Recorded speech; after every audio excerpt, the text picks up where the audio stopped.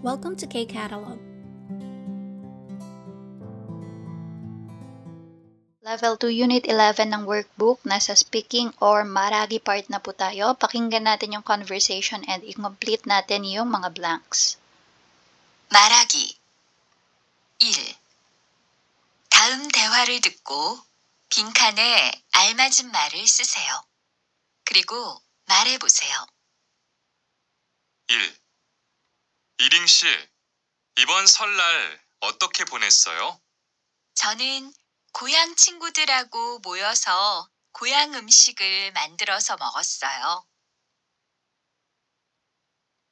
2. 추석에 한국 사람들은 뭘 해요? 송편도 빚고 보름달도 보면서 소원을 빌어요. 3. 잠시드 씨 고향에서는 명절을 어떻게 보내요? 한국하고 비슷해요. 고향에 가서 가족들하고 놀이도 하면서 재미있게 보내요. Ayan, so discuss po natin yung conversation. Number 1. 이링 씨, 이번 설날 어떻게 보냈어요? 이링, itong nagdaang 설날, paano mo siya in-spend? Sagot si 이링, 저는 고향 친구들하고 모여서 고향 음식을 만들어서 먹었어요. Ako, nagkita-kita kami or nagtipon-tipon kami ng mga kalugar ko and gumawa kami ng pagkain namin and kinain namin siya. Number 2. 추석에 한국 사람들은 뭘 해요? So, kapag Chuseok, ano ang ginagawa ng mga Koreans?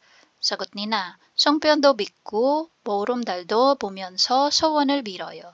Sabi, gumagawa sila ng songpyeon and habang nakatingin sila sa bilog na buwan ay nagwi-wish sila. Number 3. 잠실 씨, 고향에서는 명절을 어떻게 보내요? 잠실, dun sa lugar nyo, paano kayo nag-spend ng or nag-i-spend ng 명절 or holiday? Sagot ni na, 한국하고 비슷해요. So, kapareho ng sa Korea. So, uuwi kami sa lugar namin and kasama ng aming mga pamilya ay maglalaro kami habang ni-spend namin siya ng masaya. Okay, so yun po yung ating workbook speaking. Punta tayo sa listening. 듣기 2. 다음을 듣고 물음에 답하세요. 결혼하고 첫 명절이었는데 어떻게 보냈어요? 생각보다 재미있게 보냈어요. 시부모님하고 맛있는 식당에 가서 밥도 먹고 다 같이 영화도 봤어요. 보통 한국에서는 명절 아침에 차례를 지내기 때문에 음식을 만드는 집도 있는데 그런 건 안 했어요? 네, 우리 시부모님도 옛날에는 다 하셨는데 요즘에는 가족들이 힘드니까 안 한다고 하셨어요. 정말 잘 됐네요. Ayan, sige. So, sabi nung dun sa napakinggan natin, sabi nung lalaki, 결혼하고, so nagpakasal ka na, 첫 명절이었는데, yun yung sabi niya. So, pagkapakasal mo, first time mo to na mag-spend ng holiday. Paano mo siya in-spend? Sabi niya, 어떻게 보냈어요? Then, sumagot yung babae, ang sabi niya, 생각보다 재밌게 보냈어요. So, sabi niya, medyo iba daw sa ina-expect niya. Ang ina-expect niya siguro is mahihirapan siya, pero sabi niya, 재밌게 보냈어요. Na-enjoy niya, kumbaga, yung holiday. Tapos, sinabi niya na yung kasama yung kanyang parents-in-law, 시부모님하고 맛있는 식당에서 밥 먹고, sabi niya yon, 'di ba? 밥 먹고 영화도 봤어요, sabi niya. So, chinekan ko yung number 1. So, circle na yung sagot natin dito agad.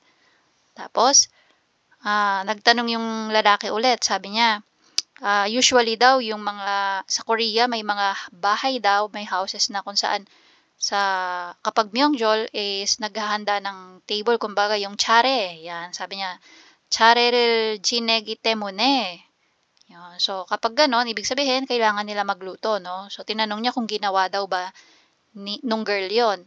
Tapos, sumagot yung babae, ang sabi niya, yung kanyang mga parents-in-law daw, nung before, Okay, nung panahon nila, ginawa daw nila lahat yon. Pero ngayon daw, dahil mahirap daw siyang gawin, nag-decide sila na hindi na lang mag-tsatsare. So dito, 여자는 차례를 안 지냈어. So hindi nila ginawa. So circle din po yung sagot natin dito. 여자는 음식을 만들어서 먹었어요. Dito po, X po. Bakit? Kasi sabi niya, di ba, nagpunta sila sa masarap na kainan at kumain sila doon, tapos nanood sila ng movie kasama yung kanyang parents-in-law. So, yan po yung sagot natin sa true or false. Dito naman, yung sagot natin about sa first holiday after magpakasal. So, pwede nating isagot dito is 결혼 후 첫 명절에 대해 이야기해요. Sige, ihiwalay natin. Mukha siyang magkadugtong. 대해 이야기해요. Yan. So, yan po yung sagot natin for number 1. And sa number 2 naman, circle X, circle. For reading part, basahin ko po siya. 어제는 한국에서 처음 보내는 설날이었어요. 고향에서 설날은 양력 1월 1일인데 한국은 음력 1월 1일이에요. 설날에는 회사도 쉬기 때문에 고향 친구들과 고향 음식을 먹으러 가기로 했어요. 그래서 시내에 있는 고향 음식점에 가서 오랜만에 고향 음식을 맛있게 먹었어요. 한국 사람들이 다 고향에 내려가서 시내는 차와 사람이 없어서 한산했어요. 밥을 먹은 다음에는 친구들과 쇼핑도 하고 노래방에 가서 노래도 부르면서 재밌게 보냈어요. 명절이 되기 전에는 명절에 가족과 함께 하지 못하기 때문에 외로울 것 같았어요. 그렇지만 친구들과 설날을 재밌게 보내서 덜 외로운 명절이 되었어요. Yan. So, ano po yung sabi sa ating article? Hapon dito sa Korea, first time ko na mag-spend ng New Year or Solal. Sa lugar namin, kapag New Year, gamit yung solar calendar, January 1 siya. Pero dito sa Korea, ang gamit ay lunar calendar for January 1. Sabi nito, kapag Solal, dahil nagpapahinga din sa company, yung mga kababayan ko, kami ay nag-decide na magpunta para kumain ng aming comfort food. So, yung goyang umshik, yung comfort food mo, pagkain sa iyong bansa. So, kung ikaw ay Filipino, yung sinasabi mong goyang umshik dyan ay Philippine food. Yan. So, 그래서 시내에 있는 고향 음식점에 가서, kaya naman, nagpunta kami sa loob ng city kung saan merong Philippine restaurant. So, kunyari na lang isipin natin na Filipino yung nagsulat nito para mabilis tayo, no? Kaso, orenmane. So, it's been a while na kami ay nakakain ng masarap na pagkaing Pinoy. 한국 사람들이 다 고향에 내려가서. So, yung mga Koreans ay nagsipagpuntahan sa kanilang probinsya, kaya dito sa loob ng city ay walang sasakyan at mga tao. 없어서 kaya 한산했어요. tahimik. So, ibig sabihin po nung 한산하다, tahimik. 밥을 먹은 다음에 pagkatapos namin kumain, kasama ng aking mga kaibigan, nag-shopping kami at nagpunta kami sa norebang. Habang kumakanta kami ay nag-spend kami ng masayang oras. 명절이 되기 전에. So, bago mag-holiday, dahil hindi ko makakasama ang aking family during the holiday, inakala ko na ako ay malulungkot. Ganun pa man, dahil kasama niya yung kanyang mga kaibigan at masaya silang nag-spend ng Solal, so hindi siya ganun kalungkot. 덜 외로운 명절이 되었어요. So hindi ganun kalungkot yung aking Solal or New Year or holiday pala, sorry. Yan. So, yun yung kanyang sinabi, no? So, try nating sagutan yung question. Number 1, 무엇에 대한 글이에요? About saan yung binasa natin? 고향에서 보내는 설날. So, dun daw ba sa lugar niya in-spend yung holiday or Solal? Hindi naman. Number 2, 한국에서 보내는 설날. So, dito daw ba sa Korea nag-spend ng Solal? To. tama po siya. 설날에 대한 소개. So, ini-introduce ba yung solal based sa nabasa natin? Hindi din, no? Sinabi lang kung ano yung nangyari, kung paano niya in-spend yung solal dito sa Korea. Number 2. So, 윗글의 내용과 같은 것을 고르세요. So, same yung sinasabi. Yun yung hanapin natin. Number 1. 이 사람은 한국에서 오래 살았어요. So, matagal na bang nakatira sa Korea itong taong ito? Mali po. Bakit? Sabi niya, 처음. So, first time niya na mag-spend ng solal. So, bago pa lang siya dito kasi first time niya pa lang na maka-experience ng New Year sa Korea. Next. 이 사람은 설날에 혼자 집에 있었어요. So, mag-isa ba siya na nasa bahay during the solal? Hindi din. Minit niya yung kanyang mga kababayan, no? 이 사람은 설날에 한국 친구를 만났어요. So, mga Korean friends ba yung kinita niya during the holiday? Mali din. 이 사람은 이번 설날은 생각보다 즐겁게 보냈어요. So sabi, itong tao daw na ito, nitong nagdaang solal is masaya naman daw niya or na-enjoy na niyang na-spend yung masaya niyang na-spend or na-enjoy niya yung solal. Kumpara sa kanyang naisip. Kasi di ba ang unang naisip niya is malulungkot siya. So, ito po ang tama, number 4. For writing, ang sabi, 다음은 한국의 추석에 대한 글입니다. So, yung article daw natin is about Korean Thanksgiving or Chuseok. Tingnan daw natin yung mga words dito sa bogi and sagutan natin yung blanks dito sa baba. So, review muna tayo ng ibig sabihin ng mga words. 성묘를 하다, again, ito po yung pagpunta sa grave ng mga lumisan na mahal sa buhay at dun ka magbabaw or pay respect. 차례를 지내다, ito naman po yung pagbabaw na ginagawa sa bahay. So, early in the morning, maghahanda ka ng pagkain and isa-set up mo yung table, yung tinatawag na jesa, and magbabaw ka. And again, yung baw na yon para sa mga lumisan na mahal sa buhay or ancestors. 안부를 묻다, yung pagkakamustahan. And then, 고향에 내려가다, simple pagpunta sa province or hometown. 소원을 빌다, ito yung pag-make ng wish. 직접 빚어서 먹다, 직접, ibig sabihin po niyan is direct, ikaw mismo. 빚어서, di ba yung paggawa ng songpyeon, sinasabi natin, songpyeon을 빚다. So, ito po yan, yung 빚다 na yan.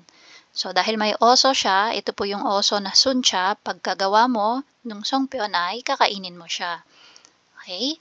So, tingnan natin. 추석은 한국의 대표적인 명절입니다. So, yung Chuseok ay isa daw sa mga representative holiday sa Korea. 이때 한국 사람들은 보통, so, sa araw daw na ito, okay, yung mga Koreans daw ay usually, anong ginagawa? Malamang pumupunta sila sa kanilang province. Umuwi sila, no? So, ito yung sagot natin sa number 1. 고향에 내려가다. So, 고향에 내려. So, yung 내려가다 gagawin natin dahil ending po siya, tingnan natin yung ending ng mga naunang sentence. So, 명절입니다. nakabiyupnida. Yung iba pa, 사람도 있습니다. 가기도 합니다. So, nakabiyupnida, 습니다 form. So, tayo din, yung 내려가다 natin magiging 내려갑니다. Yan. Next. 고향에 가서 친척들을 만나고 서로 반갑게 blank. Sabi, pagkapunta sa province or sa hometown, i-meet yung mga kamag-anak and to each other, magalak na anong gagawin? Kakamustahin. Okay, magkakamustahan. 안부를 묻다. So, ending ulit siya, kaya magiging 안부를 yusin natin. 안부를 묻습니다. 묻습니다. Okay, next. Biyup po ito, nagkakadikit lang. Ayusin na nga lang natin. 묻습니다. Next, 한국 사람 중에는 추석날 아침에 blank 사람도 있습니다. Sabi, within the Koreans daw, sa mga Koreans, kapag pag Chuseok ng morning, may mga tao daw na anong ginagawa? So kapag morning, ano yung pagkaka-explain ko kanina sa tsare, yung hinahanda yung table, no? Para sila ay pay respect. So, 차례를 지내다, magiging, dahil ang dinidescribe niya dito is yung mga tao, so yung 지내다 dito, gagawin natin siyang modifier. So, magiging 차례를 지내는. Okay, 차례를 지내는 사람도. So, if ma-remember nyo si 동사 or 형용사 plus 은, 니은. Yun yung grammar na nilagay natin. Okay? 그것이 끝나면, pagtapos na daw yung tsare, 가족들과 함께, kasama ng iyong family, anong gagawin? Blank, 산에 가기도 합니다. So, nagpupunta din daw dun sa san. So, yung mountain, no? Para gawin yung, ano kaya yung ginagawa? So, usually yung mga grave is nandun sa taas ng bundok, no? You have to climb the mountain. Hindi na may mga tataas na mountain, but yung mga, mga saktong maliliit na bundok lang. Dun kasi yung usual na libingan. So, 성묘를 하다. Dito, magiging 성묘를, tapos, haro. So, bakit haro? Kasi may God. May gada dito, no? 가기도 합니다. Hindi pa natin na-discuss tong grammar na to, pero may ganyan pong grammar. Parang ibig sabihin lang din po niyan, also. Yan. So, anyway, dahil may gada dito, so, pupunta doon para, yan, mag-pay respect. 성묘를 하러 산에 가기도 합니다. Next. 추석에는 보통 송편을 먹는데 사 먹는 사람도 있고 가족들과 함께 blank 사람도 있습니다. So, sa Chuseok daw, usually, bumibili na lang ng songpyon at kinakain. May mga ganong type daw ng tao, no? And meron din namang mga tao na kasama yung kanilang pamilya ay, so instead na bumibili, ito, 직접. So, direct na ginagawa nila, no? Parang handmade nila yung songpyon. So, 직접 빚어서, 함께 직접 빚어서 먹는. So, dito, 먹는. Dahil saram yung kasunod niya, no? So, yung binomodify ulit dyan is yung tao, saram. Anong klaseng mga tao? Yung mga direct na naggagawa ng songpyon.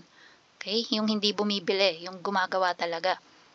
Next, 그리고 밤에 보름달이 뜨면 보름달을 보면서, so yung natitira, pagkatapos kapag gabi na daw at bilog yung buwan, so habang nakatingin ka dun sa bilog na buwan, ang gagawin mo is 소원을 빌다. Yan. So dito, dahil ending siya, 소원을 빕니다. So yung real mawawala and you just add 비읍니다. Yan. So yan po yung ating writing part.